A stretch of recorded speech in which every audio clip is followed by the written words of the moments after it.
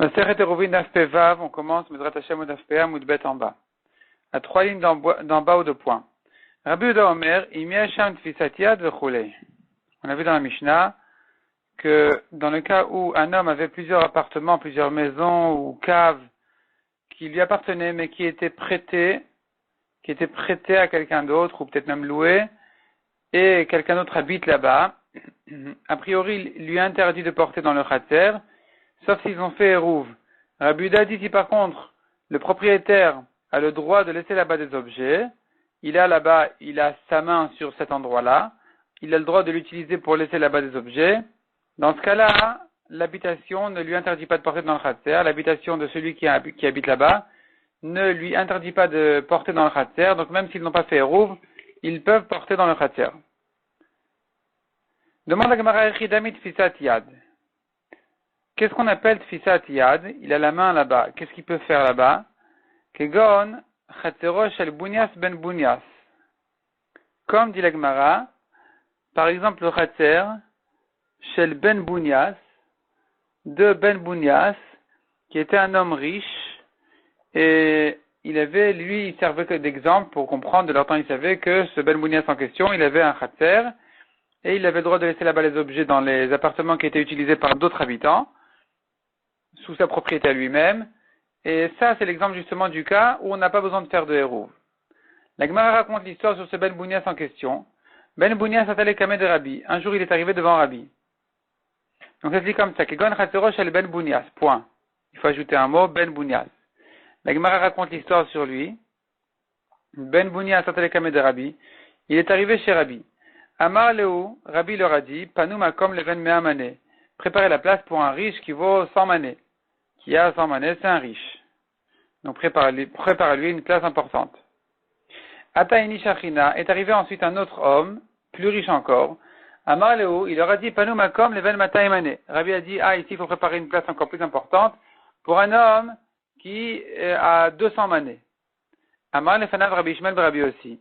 Rabbi Ishmael Rabbi aussi a dit à Rabbi, Rabbi, Aviv Shelze, le père de celui-là, donc Ben Bunyas, son père, Bunyas, c'est un très grand riche.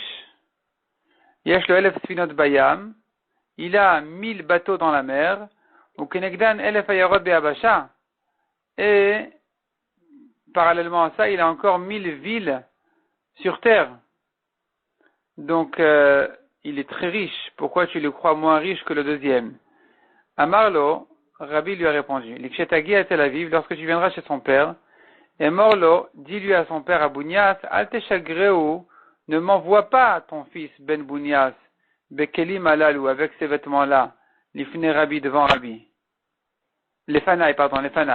Ne me l'envoie pas comme ça, parce que ça me trompe.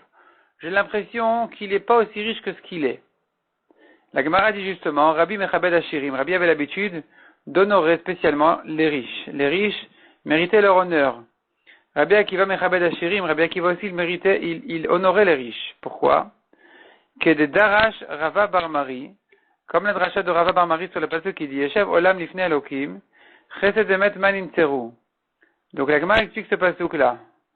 Et Mata Yeshev Olam Lifne Elokim. Quand est-ce que Yeshev Olam Lifne Elokim? Quand est-ce que le monde va s'installer, va se stabiliser devant Hachem? Dit la suite du pasuk, Chesed Ve'emet, Bisman, dit la Gemara, Chesed Ve'emet, Man Imtzeru. Lorsque il y a du chesed sur terre, il y a de la bonté, de la charité, les gens ils font de la tzedaka. Et man ça veut dire maisonot, c'est de la nourriture, donc ils se nourrissent les uns les autres. Ils donnent aux pauvres de la nourriture, et avec ça, Imtzeru, c'est ça ce qui va le surveiller, c'est ce qui va le garder, le protéger. Et donc quand il y a des riches qui font de la tzedaka, ça protège, ça les protège, et c'est ça qui fait que par ce mérite-là, Kadosh Baruch Hu, il installe le monde tranquillement. Et donc pour cette raison-là, Rabbi avait l'habitude d'honorer les riches qui faisaient de la tzedaka. Rabba Babachana Amar, la Gemara donne encore un exemple, donc revenons à notre Mishnah. On a vu dans la Mishnah si le propriétaire a le droit de laisser des objets dans les pièces ou dans les endroits qui ont été habités par d'autres personnes. Dans ce cas-là, il n'y a pas besoin de Eruv. Quel est l'exemple? Donc Rabba Babachana Amar, Kegon Yatet Shel Machresha. Le genre d'objet qu'il laisse là-bas, c'est le pieu de la charrue. Et ça, c'est l'exemple justement de quelque chose, d'un objet qui se trouve donc dans l'endroit habité, malgré tout, ou plutôt pas malgré tout, mais grâce à ça, on n'a plus besoin de hérouv. Amar Rav Nachman Tana de Shmuel, Davar Enital Beshabbat, Oser. Rav Nachman cite une braïta de Shmuel qui dit quelque chose, donc une braïta qui était enseignée dans le Bet Midrash de Shmuel, dans la yeshiva de Shmuel. La braïta elle dit comme ça.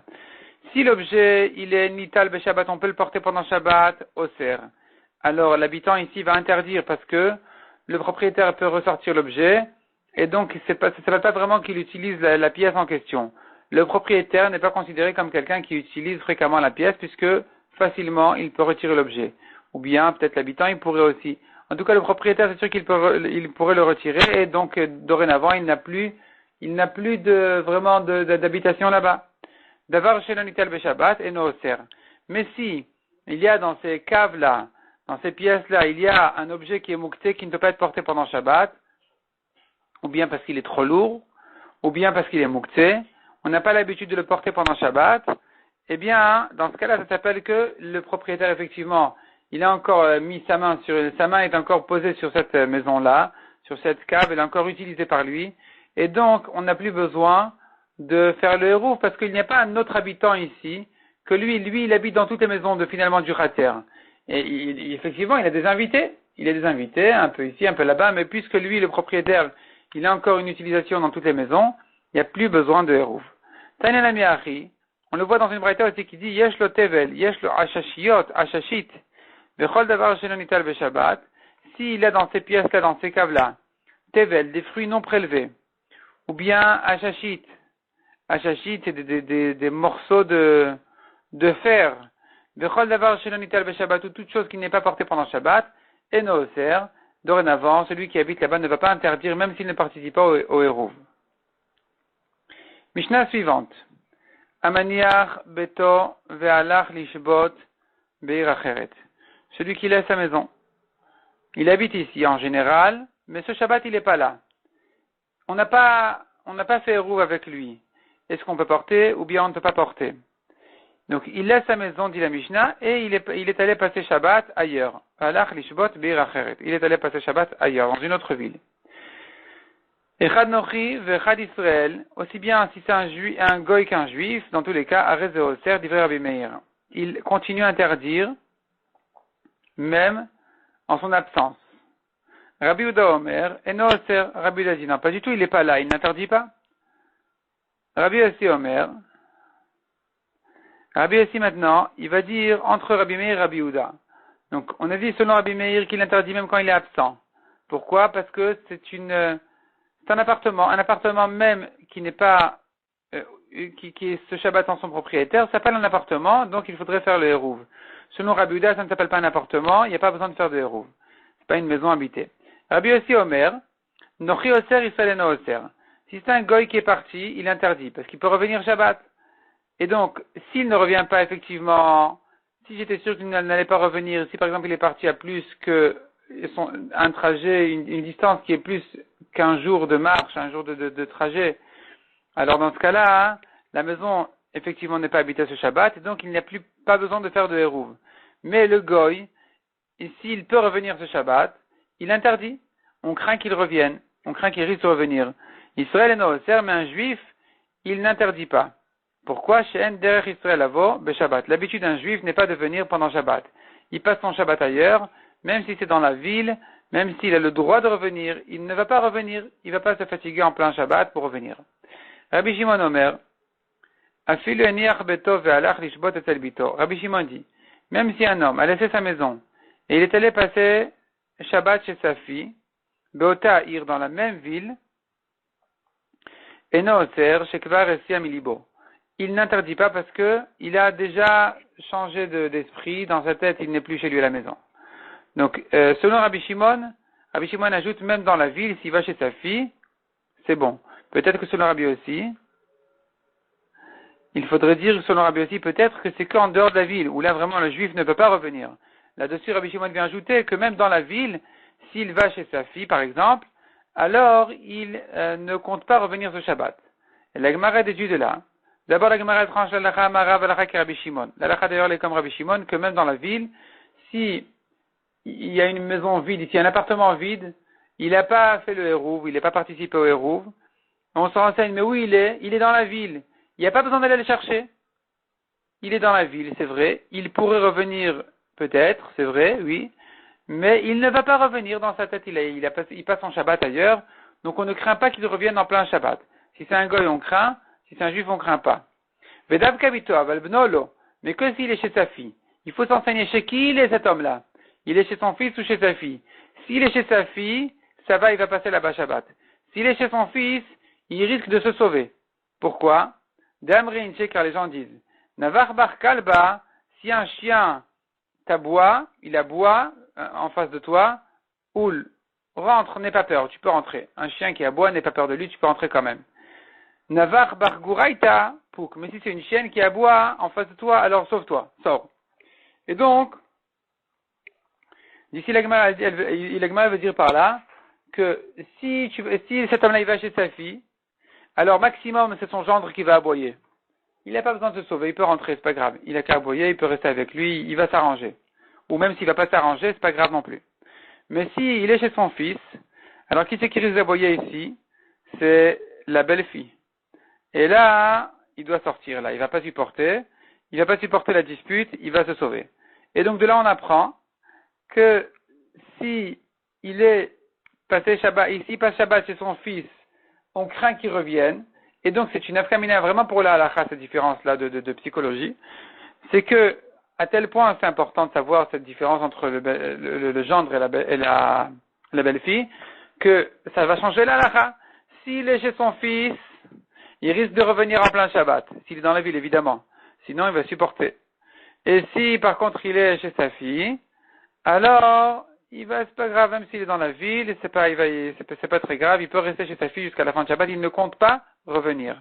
Donc s'il est chez sa fille, on n'a pas à craindre qu'il revienne pendant Shabbat, et donc même s'il n'a pas fait le hérouv, on a le droit de porter dans le khatser. Mishnah suivante.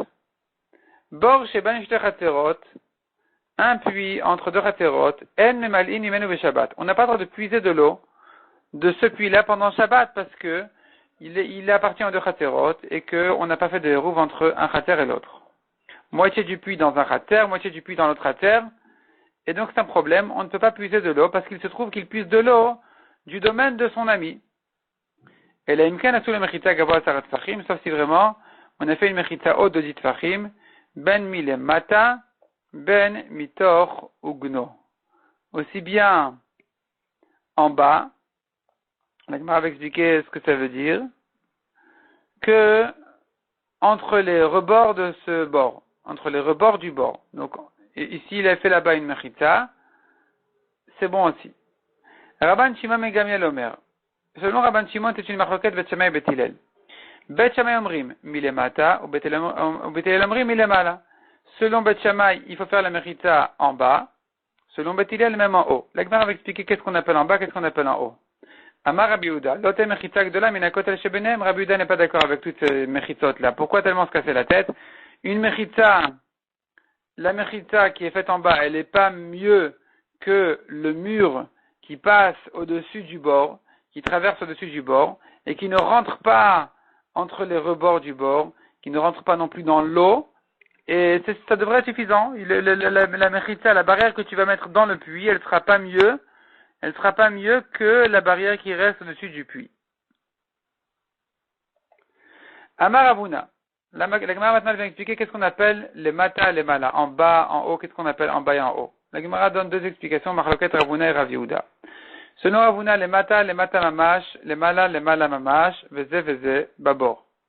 Donc nous avons en bas et en haut, les deux sont dans le puits lui-même. En bas, ça veut dire proche de l'eau. En haut, ça veut dire en haut, proche de la hauteur de la fin du puits. Du rebord du puits. De Rav Yehuda Amar, Rav Yehuda dit non, les mata minamaim, quand on dit en bas, c'est pas en bas proche de l'eau, c'est dans l'eau. Les mala minamaim, et quand on dit en haut, c'est sur l'eau. Ce que Rav Yehuda dit, les mala en haut sur l'eau, c'est le même, les mata, c'est le même en bas de Ravuna. Finalement, nous avons ici trois niveaux. Nous avons le niveau le plus haut, c'est celui de Ravuna Lemala.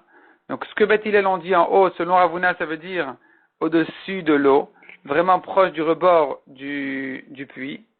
Donc, on descend 10 Tfachim depuis là-bas. Ça, c'est Beth Hillel. Deuxième niveau, c'est Beth Shammai qui ont dit Lemata, en bas. Selon Ravuna, ça veut dire au-dessus de l'eau, mais que ça aille jusqu'à l'eau. C'est ce que Rav Yehuda dit selon Beth Hillel, en haut, on appelle ça justement en haut, au-dessus de l'eau. C'est le même en bas de Ravuna, c'est le en haut de Rav Yehuda. Et en bas de Rav Yehuda, ça veut dire dans l'eau. Amarle, Rabba bar Rav Chanan l'a Abaye. La Gemara maintenant demande, Rabba a demandé à Abaye. Adam Rav Yehuda le mata minamaim. Parce que Rav Yehuda, il pense qu'il faudrait que la mérita soit vraiment dans l'eau. Pourquoi il faut qu'elle soit dans l'eau? Maishna le mata mamash, de l'eau. Pour quelle raison il dit qu'en bas, c'est pas bon? En bas, ça veut dire en bas dans le puits, mais au-dessus de l'eau, c'est pas bon. Pourquoi?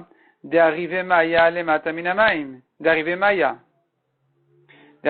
parce que l'eau, elle est mélangée en dessous de la mérita. Donc la mérita qui ne touche pas l'eau, elle ne peut pas servir à partager l'eau. Et si c'est ça la raison, alors les mata minamaim nami, comment est-ce que tu as résolu le problème en disant fais une barrière dans l'eau? Ici aussi, à arriver Maya, l'eau est mélangée quand même au-dessus de la barrière. Amar, il lui a répondu. Loshmi alachad amar Rav Yehuda amar Rav, est-ce que tu n'as pas entendu ce que Rav Yehuda dit au nom de Rav, ou matu bamishme de Rav Chia, et on le dit au nom de Rav Chia, Tarir shira'u roshan shelkanim lemala minamaim tefach. Quand on dit que la barrière elle est dans l'eau, il faudrait quand même qu'elle sorte de l'eau d'un tefach. Et donc l'eau est complètement partagée. Dans ce cas-là, on ne craint pas, dans ce cas-là, c'est bon. Vetu, deuxièmement, demande la Gemara, Adama Rav Yehuda lemala lemana minamaim. Ce que Rav Yehuda a dit, que selon Beth Hillel, on met la mechitza en haut, ça veut dire au-dessus de l'eau. Maishna lemala mamash de l'eau. Pour quelle raison il ne permet pas de faire la barrière vraiment bien au-dessus de l'eau, dans le puits, mais vraiment dès qu'on rentre dans le puits, déjà commence la barrière. Ça, c'est pas bon. Il faudrait que la barrière soit proche de l'eau, la baisser jusqu'à ce qu'elle soit proche, qu'elle frôle l'eau. Pourquoi on ne peut pas la mettre plus en hauteur? D'arriver Maya, parce que l'eau resterait mélangée en bas. Si c'est ça la raison, les malamina maim nami, quand on la place au-dessus de l'eau, donc pas bien au-dessus, mais vraiment juste au-dessus de l'eau, ici aussi on n'a pas résolu le problème. À arriver Maya, l'eau est mélangée. Répond la Gemara à Marley. À nouveau répond la Gemara. Ici la question était l'eau est mélangée en dessous de la barrière. Répond la Gemara. Loshmi alacha detani Yaakov Karchina, n'est-ce pas que tu n'as pas entendu ce que Yaakov Karchina enseignait? Tsarir shishkar ashekanim bamaim tefach. Il faut qu'il rentre la tête des roseaux, donc en fait c'est le pied, le bas des roseaux de la mechita, il faut qu'il les rentre dans l'eau, un tefach, et là ça va servir effectivement à partager l'eau. Donc ici on aura résolu le problème. Selon Rav Yehuda, il faut que la mechita elle soit toujours dans l'eau. Soit elle est pratiquement complètement dans l'eau, simplement il y a un tefach au-dessus de l'eau, de manière à ce qu'il n'y ait pas d'eau au-dessus de la mechita qui se mélange, soit la mechita elle est quasiment au-dessus de l'eau, sauf un tefach qui rentre dans l'eau. Demande la Gemara Vela d'Amar Rav Yehuda Korar Ba Materet Bechorba. Ce que Rav Yehuda a dit, qu'une poutre de 4 fachim, arba, ça veut dire en fait, ça voudrait dire en fait arba'a au masculin c'est 4 fachim. La Gemara ne fait pas toujours attention de préciser si c'est arba ou arba'a, malgré que en principe, selon la grammaire, on devrait dire arba au féminin pour 4 amot et arba'a avec un he au masculin pour 4 tfachim. Maintenant, et qu'est-ce qu'il nous dit? On a une poutre de 4 fachim, materet bechurba, elle permet dans une ruine, c'est-à-dire qu'une ruine qui a perdu ses mechitot. A priori, comment on peut porter dans cette ruine-là? C'est une maison qui s'est cassée, et il reste là-bas une poutre. La poutre, elle reste, la poutre, donc c'est le plafond, le toit. À l'époque, ils faisaient le toit avec des poutres. Et cette poutre, elle fait 4 fachim de largeur. Il est permis de porter en dessous de cette poutre-là. Pourquoi? Parce qu'on a un principe qui dit good achit. Ça veut dire la mechita, tu la descends. Tu considères, tu imagines, comme si les côtés de la poutre descendent et ferment cet endroit-là qui est en dessous de la poutre. Tout l'air qui est en dessous de la poutre, tout cet espace qui est en dessous de la poutre, on le voit comme enfermé entre les mechitzot qu'on s'imagine descendre des deux côtés de la poutre. Et donc voilà qu'il se trouve 4 fachim en dessous qui sont, encadrés de mechitzot. Et cette halakha justement, c'est ce que la Gemara dit ici, Kora Arba, Materet Bechurba. Une Kora, une poutre de 4 fachim, elle permet, dans une Churba, dans une ruine, de porter en dessous. Verav Nachman Amar Baravua, on tourne la page, Kora Arba'a, ici la Gemara a fait attention justement de dire Arba'a, avec un et à la fin, c'est 4 fachim, Materet Vamaim, ça permet de porter dans l'eau. Donc s'il y a une poutre au-dessus du puits, il serait permis ensuite de puiser de l'eau, même si le puits appartient à 2 personnes, ou il est moitié à un khater, moitié à un autre khater, il y a une poutre dessus, on pourrait puiser là-bas de l'eau. La question qui se pose, Ha ke azil dli, le idach gisa, ou maïte. Pourtant, le seau, il risque de traverser la poutre, arriver du côté de son voisin, et avec ça, il va puiser l'eau de là-bas, et il l'amène chez lui, et donc il se trouve qu'il est en train de porter d'un reshut hayachid, d'un autre reshut hayachid, d'un domaine à un autre, c'est interdit? Répond la Gemara Kim lo le Rabbanan, les Chachamim tiennent, de end li ma'alech eter marbat fachim tachat kora. Ma'alech arbat fachim, point. Un seau ne s'éloigne pas plus que 4 fachim. On sait que c'est comme ça, donc on ne craint pas ce problème. Demande la Gemara, mais tachat kora mia ha arrive maya. Cependant, en dessous de la kora, là-bas au moins, il y a l'eau qui se mélange des deux côtés. Et donc, comment est-ce qu'on peut permettre de puiser là-bas de l'eau? Même si tu dis le seau ne va pas s'éloigner plus que 4 fachim, il va rentrer en dessous de la kora. Comment on peut porter là-bas de l'eau? Alors que ça appartient aux deux côtés qui n'ont pas fait Eruv. Répond la Gemara la Mishum de Kalhu, chez Kilu Chachamim Bamaim. Cette halakha spéciale de Kora est une koula spéciale qui a été dite dans l'eau. Dans l'eau, nous tenons une koula spéciale de considérer comme si les côtés de la Kora, ils descendent et ils s'enfoncent dans l'eau, ils servent de mechita. Kedeba amine Rabbi Tavla merav. Comme ce que Rabbi Tavla a demandé à Rav, mechitat luyamaou shetatir bechurba, une mechita suspendue. Qu'est-ce qu'il en est qu'elle permette dans une ruine? Donc, dans la ruine, il y a les murs qui se sont cassés en bas et qui sont encore en haut, qui sont encore entiers en haut. Ils ne se sont pas cassés en haut. Est-ce que c'est considéré comme des mechitot? On pourrait porter là-bas ou pas? Il n'y a pas de mechitot en bas, c'est plus une mechita. Amar lui a répondu, en mechitat lui amateret. Une mechita suspendue ne peut pas permettre, on ne tient pas goud achit, tire et descend la mechita. On ne considère pas comme si les murs étaient descendus jusqu'en bas, et là-bas même, sauf dans l'eau, c'est que dans l'eau où on permet ça, kalou, chez kalou chachamim bamaim. C'est une couleur spéciale qui a été donnée pour puiser pour l'eau, pour avoir accès à l'eau. Donc apparemment c'est trop difficile de construire des mechitzot dans l'eau. Et les chachamim m'ont dit, bon, à propos de l'eau, on pourra tenir cette halakha spéciale de Goudachi, tu considères comme si les mechitzot, elles descendent, elles sont tirées vers le bas. Et donc la Kora, déjà une mechitat louia, on a dit, une mechita suspendue pour une maison, pour une ruine, ça ne peut pas le permettre, ça ne peut pas la permettre. Mais pour l'eau, ça peut lui permettre. Donc revenons chez nous. Nous avons une Kora au-dessus du puits. Ici, on pourra dire que nous avons les côtés de la Kora qui pourraient être considérés comme une mechita si on les tire, on les considère comme s'ils descendaient jusqu'à l'eau. Et avec ça, ça pourrait permettre de puiser de l'eau là-bas, même en dessous de la Kora, c'est pas un problème. Il y a ici une mechita.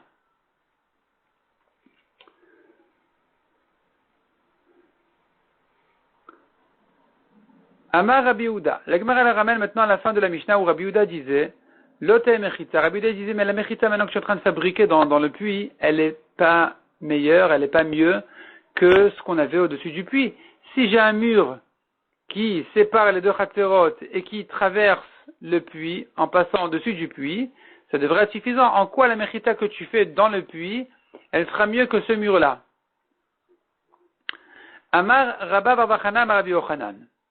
Rabbi Yehuda, ce Rabbi Yehuda de la Mishnah, Beshitat Rabbi Yossi Amara. Ce qu'il dit, ça va selon la Shita, ça va selon l'opinion de Rabbi Yossi. Quel Rabbi Yossi? De Amar Mechitat lui amateret afilu biyavasha. Rabbi Yossi qui tient qu'une mechita suspendue, elle permet, même sur terre, pas que dans l'eau, même sur la terre, ça permet.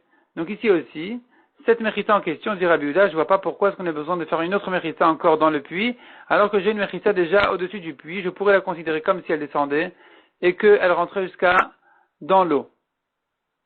Donc j'ai pas besoin que ce soit très clair que la mechita soit faite pour l'eau, j'ai pas besoin de la rentrer dans le puits, j'ai pas besoin, le fait qu'elle traverse même d'un bout à l'autre tout le khatser, même si je ne reconnais pas que cette mechita elle a été faite pour l'eau, je n'ai pas besoin d'arriver à cette halakha spéciale d'une mechita suspendue sur l'eau pour dire que je la considère comme si elle descendait. De toute façon, une mechita, on peut la considérer même sans eau, comme si elle descendait, on la tire et on la considère comme si elle va jusqu'en bas. Où est-ce que Rabbi aussi a dit cette svara-là? Detnan, à propos de Souka, nous avons une Mishnah qui dit, Ameshalshel Dfanot milemal lemata, celui qui baisse ses Dfanot, les murs de sa Souka, il les commence par en haut, et il va et il les tresse jusqu'en bas. Il baisse son rideau de plus en plus jusqu'à ce qu'il arrive en bas. Bisman Chekvot minaret Shloshat Fachim Psula. Si ces Dfanot, ces murs sont hauts de la terre plus que 3 Tfachim, c'est pas soul. Matalemala, s'il commence d'en bas, donc il commence vraiment du sol, et il va vers le haut, et avec ça il fait sa mechita, il construit son mur, et mgvod asarat fachim kshera. Si c'est haut de 10 fachim, c'est kasher. C'est suffisant, on n'a pas besoin de plus que 10 fachim pour les murs autour de la souka. Maintenant, à condition que ça commence vraiment au sol, ou bien dans les 3 fachim. Si c'est plus haut que 3 tfachim, le mur n'est pas considéré comme une mechita, même s'il fait 10 tfachim. Rabbi Yossi n'est pas d'accord avec cette halakha, lui il dit, Keshem shemilemata lemala asara, de la même manière que, quand le mur il va du bas vers le haut, 10 tfachim sont suffisants, car milemala lemata asara. De la même manière, quand le mur il va de haut en bas, vers le bas, il suffit qu'il fasse 10 tfachim, même s'il est plus haut que 3 tfachim du sol, parce que je considère justement, comme on a dit, que cette mechita tluya, cette mechita suspendue, on la considère comme si elle était tirée, qu'elle descendait jusqu'au sol. Donc ce Rabbi aussi là, il va nous aider à comprendre Rabbi Yehuda, qui a dit chez nous aussi, qu'il n'y a pas besoin de faire une mechita spéciale pour l'eau, n'importe quelle mechita qui passerait au-dessus du puits, elle pourrait être vue comme si elle descendait jusqu'à dans l'eau pour séparer l'eau, et donc avec ça on pourrait porter chacun, pourrait puiser de l'eau de son côté. La Gemara repousse cette comparaison en disant non, pas du tout, il n'y a pas de comparaison à faire ici. Veloi, non, c'est pas comme ça. Le Rabbi Yehuda savoir la Rabbi aussi, le Rabbi aussi savoir la Rabbi Yehuda. Ni Rabbi Yehuda de chez nous pense comme Rabbi aussi de Souka, ni Rabbi aussi de Souka doit penser comme Rabbi Yehuda chez nous. Et la Gemara s'explique. Rabbi Yehuda le savoir la Rabbi aussi. Rabbi Yehuda chez nous ne pense pas forcément comme Rabbi aussi. Ad kanokama Rabbi Yehuda, jusqu'ici Rabbi Yehuda n'a parlé que, et la Berouvé Hatzerot, qu'à propos, des Rouvé Hatzerot des Rabbanan, c'est une halakha des Rabbanan, c'est-à-dire que Minatora avait le droit de porter d'un Hatzer à l'autre, ou bien de l'eau de chez son voisin à chez lui. Minatora s'est permis, tout ça c'est un rejouté achid. Les Chachamim ont interdit tant qu'on n'a pas fait de Hérouv. Donc quand les Chachamim ont interdit, puisque ce n'est qu'un Issour midé Rabbanan, alors il suffirait ici de faire une mechita tlouya, une mechita suspendue, elle est suffisante. On n'a pas besoin de faire une mechita qui soit faite dans le puits lui-même. C'est pour ça que Rabbi Yehuda dit quel est le problème de laisser les choses telles quelles, de laisser la barrière entre les deux chatzerot, c'est suffisant. Aval Souka de Horaït. Alors, mais quand on est en train de parler de Souka qui est une mitzvah de la Torah, là-bas je ne pourrais pas permettre une mechita qui ne va pas jusqu'au sol, ou qui ne va pas jusqu'à dans les 3 tfachim du sol. Ici, Rabbi Yehuda ne sera pas d'accord avec Rabbi aussi. Et inversement aussi. Veulent Rabbi aussi savoir avec Rabbi Yehuda. Rabbi aussi non plus, de Souka, ne pense pas forcément comme Rabbi Yehuda. Ad kanokama Rabbi aussi elle avait Souka. Jusqu'ici, Rabbi aussi n'a parlé de permettre ces mechitot suspendus qu'à propos de Souka. Des Issour Aseu, car la mitzvah de Souka, elle est une question d'un Issour Aseu, c'est-à-dire qu'il est interdit, par une mitzvah positive, de manger en dehors de la Souka ou de dormir en dehors de la Souka. La Torah nous dit, en mitzvah positive, habite dans la Souka. Et une mitzvah positive, elle est moins chamoura, moins grave, moins stricte qu'une mitzvah négative, où la Torah interdit de faire quelque chose. Il est plus grave de faire quelque chose qui était formulé dans la Torah comme interdiction que de ne pas faire quelque chose que la Torah a formulé comme une mitzvah positive. Tu dois faire. Donc celui-là, à propos de Souka, il a construit son mur un peu suspendu. Rabbi aussi l'a permis. C'est vrai, mais c'est pas la preuve pour Shabbat. Shabbat, on est en train de parler d'une interdiction très grave. Aval Shabbat, il source qu'il a où les interdictions de Shabbat, en général, c'est très chamour, c'est très strict. Il s'agit ici d'un source qu'il a. Celui qui fait une melacha, un travail interdit pendant Shabbat, il est condamné à mort. Il faut le tuer, il faut le lapider. Donc ici, c'est vrai que dans notre cas, chez nous, c'est une question midrabanan, mais on est en train de parler d'un sujet en général de Shabbat qui est spécialement chamour. Le Hamar, ici, Rabbi Yossi ne va pas dire qu'il est suffisant de laisser une mechita suspendue. Non, ici, il faudrait vraiment s'appliquer à faire une mechita dans le puits. Veim Tomar, et si tu me demandes, au Tomar Seshenasa Betipori, l'histoire qui a été faite dans la ville de Tipori, Alpimina Asa, elle a été faite sur l'ordre de qui? Lo Alpi Rabbi Yossi et l'Alpi Rabbi Shmuel Rabbi Yossi Naasa. Là-bas, il y a une histoire où on a vu qu'ils ont permis des mechitzot suspendus, et la Gemara dit, qui c'est qui a permis ça? N'est-ce pas que c'est Rabbi Yossi? Rabbi Yossi, c'était lui le Rav de Tipori. N'est-ce pas que c'est lui qui a permis cette chose-là? Et donc on voit bien que Rabbi Yossi qui a permis dans Souka une mechita suspendue, il a permis même dans Shabbat, ne me dis pas qu'il y a des différences. Répond la Gemara, non, cette histoire-là n'a pas été faite sur la bouche de Rabbi Yossi, et l'Alpi Rabbi Shmuel de Rabbi Yossi Naasa. C'était fait sur l'ordre de Rabbi Shmuel de Rabbi Yossi. Et quelle est l'histoire? Et la Gemara raconte justement l'histoire. D'Chiata Ravdimi Amar. Quand Ravdimi est arrivé d'Eretz Israël, il est venu en racontant une histoire. Pamachat, Sharechu Velaviu Sefer Torah mi Baodium. Une fois, on a oublié d'amener un Sefer Torah avant Shabbat, au Bet HaKnesset.